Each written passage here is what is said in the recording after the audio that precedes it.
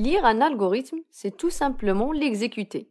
Autrement dit, tu déroules pas à pas les instructions qui composent l'algorithme pour suivre l'évolution des valeurs de chaque variable. Et grâce à cette exécution, on peut comprendre le fonctionnement de l'algorithme et déterminer les valeurs finales de toutes les variables à la fin de l'exécution. Pour faciliter l'exécution d'un algorithme, je te propose une méthode simple, et d'ailleurs la plus utilisée, pour présenter l'évolution des variables. Je reprends les deux exemples que nous avons vus dans la vidéo précédente pour les exécuter ensemble. Donc je commence par l'algorithme de calcul prix soldé d'un article. Pour l'exécuter, je vais tout d'abord initialiser un tableau dont la première colonne est réservée pour lister toutes les étapes de notre algorithme, de la déclaration jusqu'à la dernière instruction. Ensuite, je crée autant de colonnes que de variables. Dans cet algorithme, on a déclaré 3 variables, donc je vais créer 3 colonnes pour ces 3 variables.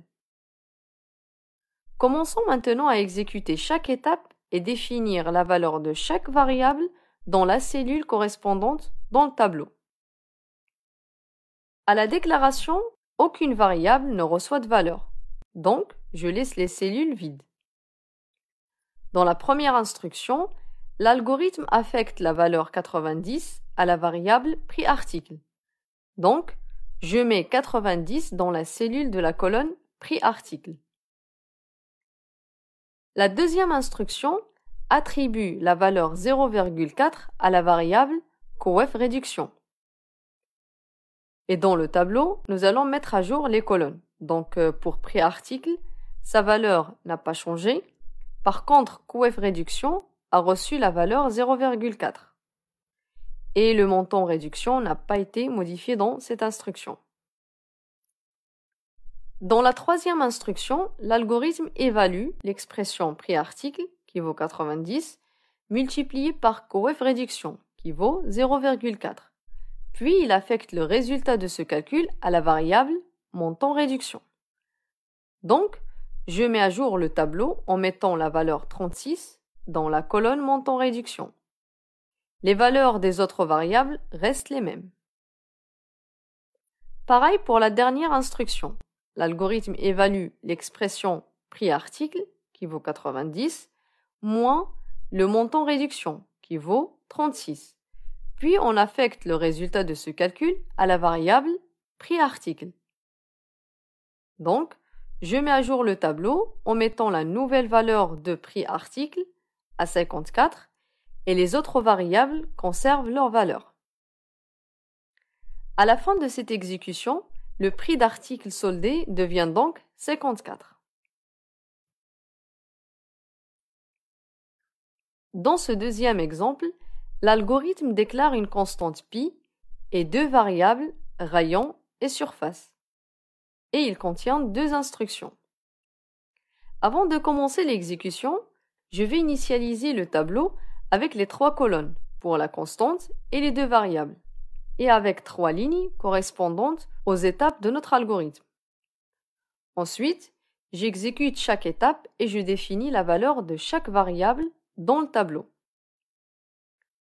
À la déclaration, la constante pi est initialisée à 3,14.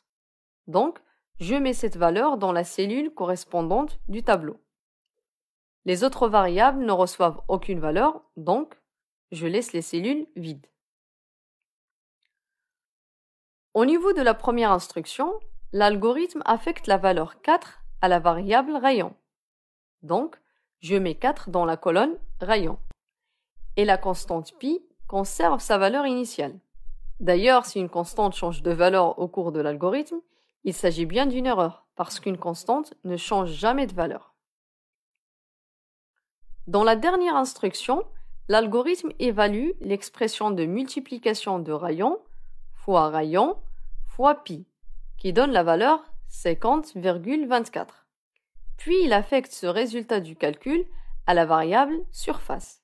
Donc, je mets 50,24 dans la cellule de la variable surface et les autres variables conservent leur valeur car ils n'ont pas été impactés par cette instruction.